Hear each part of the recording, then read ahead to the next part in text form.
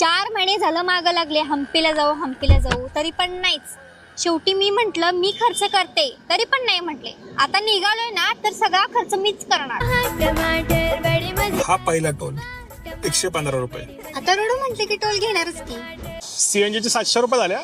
700च ना. एक काम करा डिझेल पण टाका गाडीत. कॉफीचे 70 रुपये. प्या हो तुम्ही. दुसरा टोल 80 रुपये. अहो ठीक आहे ना. अजून 60 रुपये टोल. परत टोल पेट्रोल सीएनजी जेवण 2300 रुपये झाले हो. आत्ताशी निम्मा झालाय, अजून निम्मा बाकी आहे. एवढा? दर 15 मिनिटाला तुम्ही काय ना काय तर नवीन काढत असते. त्यापेक्षा मी मोबाईलवर हम्पी बघितली असती.